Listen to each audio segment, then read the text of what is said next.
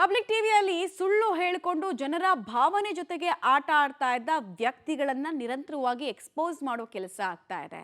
ನಾವು ಮಾತಾಡ್ತಾ ಇರುವಂತಹ ವಿಚಾರ ನೀವು ಈಗಾಗಲೇ ಕರೆಕ್ಟಾಗಿ ಗೆಸ್ ಮಾಡ್ತಿದ್ದೀರಾ. ಅದೇ ಬುರ್ಡೆ ಗ್ಯಾಂಗ್. ಬುರ್ಡೆ ಗ್ಯಾಂಗ್ನ ಅಸಲಿಯತ್ತು ಬಂಡವಾಳವನ್ನ ಎಕ್ಸ್ಪೋಸ್ ಮಾಡೋದಕ್ಕೆ ಅವರ ಟೀಮ್ನವರೇ ಒಬ್ಬೊಬ್ಬರಾಗಿ ರೆಡಿ ಆಗಿದ್ದಾರೆ. ಸೂ ಫ್ರಮ್ ಸೋಗಿಂತ ಇಂಟ್ರೆಸ್ಟಿಂಗ್ ಆಗಿದೆ ಸೂ ಫ್ರಮ್ ಪರಿಕಾ. In fact Su from Kolkata. Dharmasthala to Parkala, Surathkal to Someshwara. ಕೂತಲ್ಲೇ ಎಸ್ಐಟಿಗೆ ಇಡೀ ರಾಜ್ಯವನ್ನೇ ಸುಜಾತ ಹೇಳಿಕೆಗಳ ಮೂಲಕ ಸುತ್ತಿಸಿದ್ದಾರೆ. ಪಬ್ಲಿಕ್ ಟಿವಿಯಲ್ಲಿ ಸುಜಾತ ಭಟ್ ಕುರಿತಾದ ವೆರಿ ಇಂಟ್ರೆಸ್ಟಿಂಗ್ ಡೀಟೇಲ್ಸ್. ಮತ್ತೊಂದು ಎಕ್ಸ್ಕ್ಲೂಸಿವ್ ಸ್ಟೋರಿಯನ್ನ ಈ ಕ್ಷಣಕ್ಕೆ ನಾವು ಬ್ರೇಕ್ ಮಾಡ್ತಾ ಇದ್ದೀವಿ.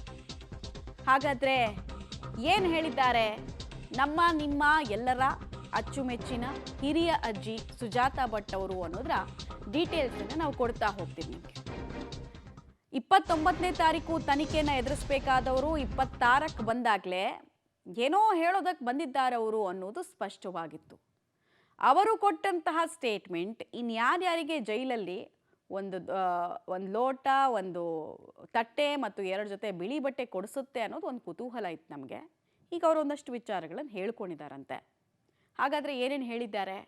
ಮೊದಲೇ ಇಲ್ಲಿ ಸುಳ್ಳು ಮಾಹಿತಿ ಕೊಟ್ಟ ಆರೋಪದ ಅಡಿಯಲ್ಲಿ ಚಿನ್ನಯ್ಯನಿಗೆ ವಿಪರೀತ ಗಂಭೀರ ಪ್ರಕರಣಗಳನ್ನು ಹಾಕೊಂಡು ಜಡಿತಾ ಇದ್ದಾರೆ SIT ಅಧಿಕಾರಿಗಳು. ಇನ್ನು ಇವರು ಬೇರೆ ಬಂದಿದ್ದಾರೆ. ಇವ್ರು ಕೊಡುವಂತಹ ಸ್ಟೇಟ್ಮೆಂಟ್ಗಳು ಏನು ಅದನ್ನು ನೋಡ್ಬಿಡೋಣ.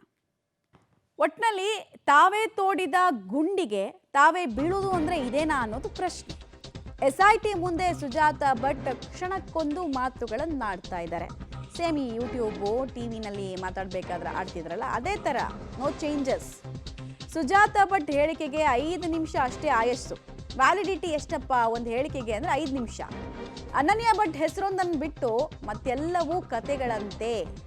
SITಗೆ ಸುಜಾತ ಭಟ್ ಹೇಳಿಕೆಗಳು ವಿಪರೀತ ತಲೆನೋವು ಬರ್ತಾ ಇದೆ. ಪದೇ ಹೇಳಿಕೆ ಬದಲಾಯಿಸಿ ಸುಜಾತ ಭಟ್ ಮಾತನಾಡ್ತಿದ್ದಾರೆ. ಅಲ್ಲಿ ಸಾಕ್ಷಿ ಮತ್ತು ಇದನ್ನೆಲ್ಲ ಇಟ್ಕೊಂಡು ಡಾಕ್ಯುಮೆಂಟ್ ಎಲ್ಲ ಇಟ್ಕೊಂಡು ಪ್ರಶ್ನೆ ಕೇಳ್ತಾರಲ್ಲ, ಹಿಂಗಾಗಿ ಎಲ್ಲಿ ಸಿಕ್ಕಾಕೊಳ್ತೀನಿ ಅಂದಾಗ ಮತ್ತೊಂದು ವಿಚಾರ ಹೇಳೋದು, ಆ ವಿಚಾರವನ್ನು ಡೀಟೇಲಾಗಿ ಡೀಪಾಗಿ ಡಿಗ್ ಮಾಡ್ತಾ ಇದ್ದಾಗ ಇನ್ನೊಂದು ವಿಚಾರ ಹೇಳೋದು. ಇದನ್ನು ನೋಡಿ ಅಧಿಕಾರಿಗಳಿಗೆ ತಲೆ ಕೆಟ್ಟು ಹೋಗಿದೆ. ಎಂತೆಂಥವ್ರನ್ನ ನಾವು ವಿಚಾರಣೆ ಮಾಡಬೇಕಾಗಿ ಬರ್ತಾ ಇದೆಯಪ್ಪ ಅಂತ ಅನಿಸ್ತಾ ಇದೆಯಂತೆ. ಇದು ನಮಗೆ SIT ಮೂಲಗಳಿಂದ ಸಿಗ್ತಾ ಇರೋ ಮಾಹಿತಿ. ಅನನ್ಯ ಭಟ್ ಹೆಸರೊಂದನ್ನು ಬಿಟ್ಟು ಮತ್ತೆಲ್ಲವೂ ಕತೆಗಳು ಅಂದರೆ ಅನನ್ಯ ಭಟ್ ಅನ್ನೋ ಕ್ಯಾರೆಕ್ಟರ್ ಇರೋದು ನಿಜ, ಬಟ್ ಮಗಳಲ್ಲ, ಬೇರೆ ಎಲ್ಲ ಹೇಳಿದ್ದೆಲ್ಲ ಸುಳ್ಳು ನಾನು ಅನ್ನೋದನ್ನು ಆಕೆ ಹೇಳ್ಕೊಂಡಿದ್ದಾರಂತೆ. ಅದೇ 22 ವರ್ಷದ ನಂತರ ನಂಗೆ ಮಗಳು ನೆನಪಾಯಿತು, ಹುಡುಕೊಡಿ, ಕೋಮಾದಲ್ಲಿದ್ದೆ, ಅದೆಲ್ಲ ಡೋಂಗಿ ಕತೆಗಳು ಅಂತ ಈಕೆನೇ ಹೇಳ್ಕೊಳ್ತಾ ಇದ್ದಾರೆ. ಸೊ ಹೇಳಿಕೆ ಒಂದು, ಅದನ್ನು ಗಮನಿಸ್ಬಿಡೋಣ. ಸುಜಾತ ಭಟ್ ಹೇಳಿಕೆ ಏನು? ಹೇಳಿಕೆ ನಂಬರ್ 1, ನಾನು ಪರ್ಕಳದವಳು, ನಮ್ಮ ಆಸ್ತಿ ಧರ್ಮಸ್ಥಳದ ಪಾಲಾಗಿದೆ. ಮಗಳನ್ನ ಬಿಟ್ಟಾಕ್ಬಿಟ್ಟಿದ್ದಾರೆ, ಈಗ ಆಸ್ತಿ ಇಟ್ಕೊಂಡು ಮಾತಾಡ್ತಾ ಇದ್ದಾರೆ. ಪರ್ಕಳ ನಂದು ಮೂಲ, ನಮ್ಮ ಆಸ್ತಿ ಧರ್ಮಸ್ಥಳದವ್ರು ತಗೊಂಡ್ಬಿಟ್ಟಿದ್ದಾರೆ. ಹೇಳಿಕೆ ನಂಬರ್ 2, ನನ್ನ ಆಸ್ತಿಯನ್ನು ಮತ್ತೆ ಮರಳಿಸಿ ಕೊಡಿಸಿ ಅಂತ ಈ ಸುಜಾತ ಭಟ್ SIT ಅಧಿಕಾರಿಗಳ ಮುಂದೆ ವಿಚಿತ್ರ ಬೇಡಿಕೆಯನ್ನು ಇಟ್ಟಿದ್ದಾರೆ. ಇದನ್ನು ಕೇಳಿಸ್ಕೊಂಡ ಅಧಿಕಾರಿಗೆ ತಲೆ ಕೆಡದೆ ಇನ್ನೇನಾಗುತ್ತೆ? ಯಾವ ಪ್ರಕರಣ ತನಿಖೆ ಮಾಡ್ತಿರೋದು? ಮಗಳನ್ನು ಹುಡುಕೊಡಿ ಅಂತ ಬಂದವರು ಆಸ್ತಿ ಕೊಡಿಸಿ ಅಂತ ಹೇಳಿದ್ರೆ ದುಂಬಾಲ್ ಬಿದ್ದರೆ ಏನಾಗಬೇಡ ಅಧಿಕಾರಿಗಳ ಸ್ಥಿತಿ. ಹೇಳಿಕೆ ನಂಬರ್ 3, ನಾನು ಸೂರತ್ಕಲ್ನಲ್ಲಿದ್ದೆ, ನಮ್ಮ ಮನೆ ಸುಟ್ಟು ಹೋಗಿದೆ. ದಾಖಲೆ ಕೇಳಿದ್ರಲ್ಲ ಅಧಿಕಾರಿಗಳು, ಅದಕ್ಕೆ ಹೇಳ್ತಿರೋದು. ನಾನು ಸೂರತ್ಕಲ್ಲಲ್ಲಿ ಇದ್ದಾಗ ಸರ್ ನನ್ನ ಮನೆಯನ್ನು ಸುಟ್ಟಾಕ್ಬಿಟ್ರು, ಕಂಪ್ಲೀಟಾಗಿ ಸುಟ್ಟುಬಿಟ್ರು ಅಂತ ಹೇಳಿದ್ದಾರೆ. 2003ರಲ್ಲಿ ನನ್ನ ಮಗಳು ಅನನ್ಯ ಭಟ್ ಕಳೆದು ಹೋಗಿದ್ದಾಳೆ. ಹೇಳಿಕೆ ನಂಬರ್ 4, ಸ್ವಲ್ಪ ವಿಚಾರಣೆ ಮಾಡಿದ್ರೆ ಅನನ್ಯ ಭಟ್ ಅಂತ ನನ್ನ ಮಗಳಿದ್ಲು, ಅವಳು 2003ರಲ್ಲಿ ಕಳೆದು ಹೋದ್ಲು ಅಂತ ಹೇಳಿಕೆ ಕೊಡೋದು. ಹೇಳಿಕೆ ನಂಬರ್ 5, ಅನನ್ಯ ಭಟ್ನನ್ನು ಕೊಲೆ ಮಾಡಲಾಗಿದೆ. ಈ ಅಜ್ಜಿಗೆ ಅವರೇ ಫುಲ್ ಡಿಸೈಡ್ ಆಗಿಬಿಟ್ಟಿದ್ದಾರೆ, ಅನನ್ಯ ಭಟ್ಟನ್ನು ಯಾರೋ ಕೊಲೆ ಮಾಡಿದ್ದಾರೆ, ಸಾವಾಗಿದೆ ಅನ್ನೋದು ಆಕೆ ಡಿಸೈಡೆಡ್. ಅದು ಆ ಸ್ಟೇಟ್ಮೆಂಟನ್ನು ಕೊಡಲಾಗಿದೆ. ಹೇಳಿಕೆ ನಂಬರ್ 6, ನನ್ನ ಮಗಳು ತುಂಬ ವರ್ಷ ನನ್ನಿಂದ ದೂರ ಇದ್ಲು. ಅಲ್ಲಿ ಸೇಟು ಮನೆಗೆ ಹೋದೆ, ಅಲ್ಲಿ ಬೆಳೆಸ್ದೆ, ಇನ್ಯಾರೋ ಅರವಿಂದ್ ವಿಮಲಾ ಮನೇಲಿ ಬೆಳೆಸ್ದೆ ಅಂತೆಲ್ಲ ಆಕೆ ಆರಂಭದಲ್ಲಿ ಕತೆ ಹೇಳಿದ್ರಲ್ಲ, ಅದೇ ಕಥೆಯನ್ನು ಅದೇ ಕ್ಯಾಸೆಟನ್ನು ಇಲ್ಲೂ ಪ್ಲೇ ಮಾಡಿದ್ದಾರೆ. ಈಗ ಹೇಳಿಕೆ ನಂಬರ್ 7 ನೋಡ್ಕೊಳ್ಳಿ. ಅನನ್ಯ ಭಟ್ ನನ್ನ ಮಗಳಲ್ಲ, ಅನನ್ಯ ಭಟ್ ನನ್ನ ಮಗಳಲ್ಲ. 5 ನಿಮಿಷದ ಮುಂಚೆ ನನ್ನ ಮಗಳು ಹೌದು ಅನನ್ಯ ಭಟ್ಟು ಅಂತ, 5 ನಿಮಿಷ ಆದಮೇಲೆ ಆ ಮಗಳು ಮಗಳೇ ಅಲ್ಲ. ಹೇಳಿಕೆ 8, ಅನನ್ಯ ಭಟ್ ಸೋಮೇಶ್ವರದ ನನ್ನ ಸ್ನೇಹಿತರ ಮಗಳು. ಕ್ಯಾರೆಕ್ಟರ್ ಇರೋದು ಹೆಸರಿರೋದು ನಿಜ, but she is not my daughter ಅಂತ ಅಂತಿದ್ದಾರೆ. ಹೇಳಿಕೆ ನಂಬರ್ 9, ಅನನ್ಯ ಫೋಟೋ ಸೂರತ್ಕಲ್ ಮನೆ ಸುಟ್ಟಾಗ ಕಳೆದು ಹೋಗ್ಬಿಟ್ಟಿದೆ.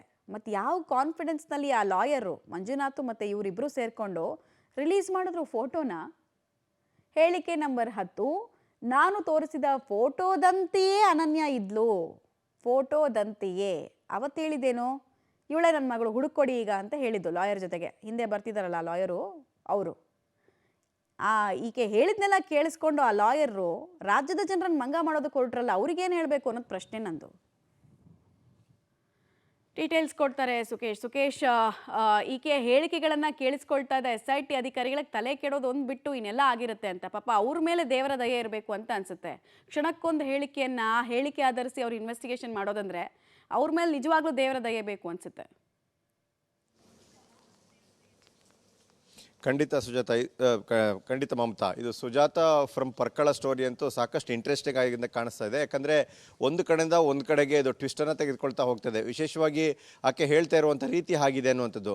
ಧರ್ಮಸ್ಥಳದಿಂದ ಹಿಡಿದು ಸೂರತ್ಕಲ್ಲಿಗೆ ಹೋಗಿ, ಸೂರತ್ಕಲ್ಲಿಂದ ಸೋಮೇಶ್ವರಕ್ಕೆ ಹೋಗಿ, ಸೋಮೇಶ್ವರದ ಪದ್ಮನಾಭ ನಗರಕ್ಕೆ ಹೋಗಿ, ಆನಂತರ ಬೈಂದೂರಿಗೆ ಬಂದಿಲ್ಲ ರೀತಿಯಲ್ಲಿ ಗಳಿಗೊಂದು ಗಂಟೆಗೊಂದು ರೀತಿಯಲ್ಲಿ ಟ್ವಿಸ್ಟನ್ನು ಪಡೆದುಕೊಳ್ಳುವಂಥ ಹೇಳಿಕೆಗಳನ್ನ ಕೊಡ್ತಾ ಇದ್ದಾರೆ. ಅಂದರೆ ಒಂದು ಸರಿ ಒಪ್ಕೋತಾರೆ, ಮತ್ತೊಂದು ಸರಿ ಮರ್ತಂತೆ ಮಾಡ್ತಾರೆ, ಮತ್ತೊಂದು ಸರಿ ಬೇರೆ ಹೇಳಿಕೆಯನ್ನು ಕೊಡ್ತಾರೆ, ಒಂದು ಸರಿ ಮಗಳಂತಾರೆ, ಮತ್ತೊಂದು ಸರಿ ಮಗಳಲ್ಲ ಅಂತಾರೆ, ಜೊತೆಗೆ ಸ್ನೇಹಿತರ ಮಗಳನ್ನು ಹೇಳಿಕೆಯನ್ನು ಕೊಡ್ತಾರೆ.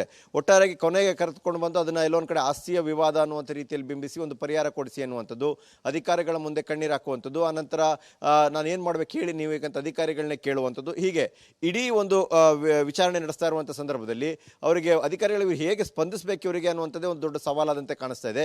ಎಲ್ಲದಕ್ಕಿಂತ ವಿಶೇಷವಾಗಿ ಅವರು ಮಾತನಾಡುವಂಥ ರೀತಿಯಲ್ಲಿ ಸತ್ಯ ಯಾವುದು ಅಥವಾ ಸುಳ್ಳು ಯಾವುದು, ಅಥವಾ ಯಾವುದನ್ನು ಹೇಳಿದ್ರು ಈಗ ಯಾಕೆ ಅದನ್ನು ಹೇಳ್ತಾ ಇಲ್ಲ, ಅಥವಾ ರಿಪೀಟ್ಲಿ ಮತ್ತೆ ಅದನ್ನು ಕೇಳಿದಾಗ ಅವರು ಮತ್ತೊಂದು ಕಥೆಯನ್ನು ಹೇಳ್ತಾ ಇರುವಂಥದ್ದು. ಇದು ಕಥೆನೋ ನಿಜಾನೋ ಸುಳ್ಳೋ ಮರ್ತಿದಾರೋ ಅಥವಾ ವಯಸ್ಸಿನ ಪ್ರಭಾವನ ಏನು ಅಂತಲೇ ಅರ್ಥ ಮಾಡ್ಕೊಳ್ಳೋಕ್ಕಾಗದಂಥ ಪರಿಸ್ಥಿತಿ.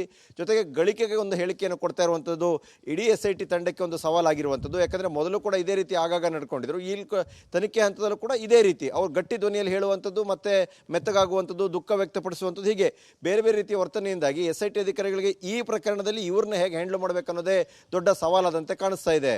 ಮಮತಾ. ರೈಟ್, ಧನ್ಯವಾದ ತಮ್ಮ ಮಾಹಿತಿಗಾಗಿ ಸುಕೇಶ್.